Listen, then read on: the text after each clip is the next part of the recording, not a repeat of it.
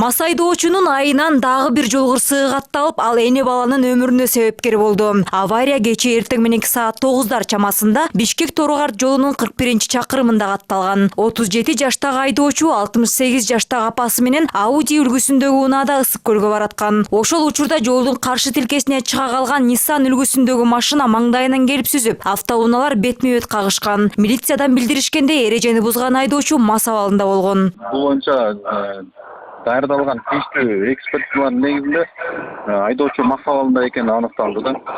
Ошол автоунааны мас абалда башкарып, жол эрежесин одоно бузуунун негизинде ушул жол кырсыгы катталып атат да. Сок Ысык Ата райондук ички иштер бөлүмү, тергөө бөлүмү тарабынан кылмыш жасоо кодексинин 281-бөлүмүнүн бир канча беренелерин бөлүктөрүнүн негизинде кылмыш иши козголуп, териштирүү иштери жүрүп жатат. 2 күн мурда эле кызуу абалында унаа башкарган айдоочунун кесепетинен Чүй областынын Төмөнкү Чүй айылында 4 адамдын өмүрү кыйылган. Анда Мерседес үлгүсүндөгү машина катуу ылдамдыкта келе жатып жолдун четинде бараткан 4 жаранды коюп кеткен. Бардыгы окуя болгон жерде мүрт кеткен. Патрулдук милиция кызматкерлери кабарлагандай, кырсыкка күнөөлүү делген айдоочу мас болгондуктан рулду башкара албай калган. Вот байке ичип алган, бул жерде 4 адамды өлтүрдү. Уруп кетти. Бир жума мурда болсо Бишкекте 5 унаанын катышуусундагы жол кырсыгы катталган. Анда мас абалында руль башкарган милиция кызматкеринин айынан 2 адам каза тапкан эле. 2017-жылдын 7 ай 20 күнүндө республиканын аймагында бардыгы болуп автоунааны спирт ичимдигин ичип алып жол кырсыгына учураган 253 факты катталган. Натыйжасында 28 адам каза болуп, 414 адам ар кандай денесинен жаракат алынган. Былтыркы жылдын ушул убагында ушул эле көрсөткүч жалпы 214 болгон. Каза болгондордун саны былтыркы жылы 10 көп болгон. 38 адам каза болуп, 410 киши ар кандай денесинен ар кандай жаракат алган.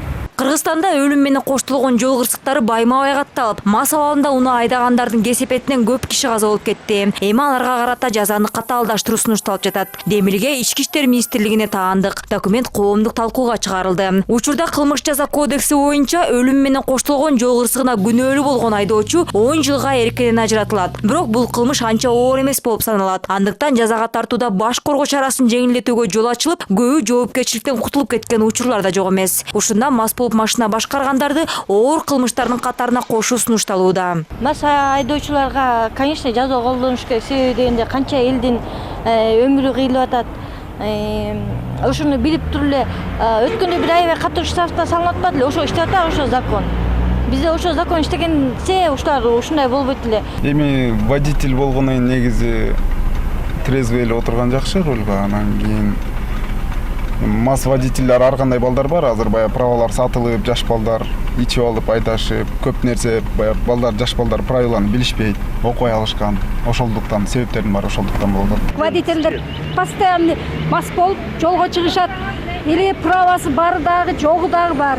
Ошолорго жакшы неме кылыш керек, кам көрүш керек. Канча кырсыктар болуп атат. Ички иштер министрлиги тараткан маалыматка ылайык, быйыл жол кырсыгы тууралуу 2,5 миңден ашуун билдирүү келип түшкөн. Мунун ичинен 170 факты боюнча гана кылмыш иши козголгон. Бул 7% гана түшөт. Калган окуялар боюнча түрдүү себептерден улам кылмыш иши козголгон эмес. Айрым учурда материалдар жоголуп кеткен учурлар да бар. Алсак, ушул жылы башкы прокуратура Жайыл райондук сотунда жол кырсыктарына байланышкан 51 административдик материалдын дайыны жок экенин билдирген. Анын баары мас айдоочуларга байланыштуу документтер болгон. Бул факты боюнча областык прокуратура тарабынан 3 берене боюнча кылмыш иши козголгон. Азырынча анын жыйынтыгы чыга элек.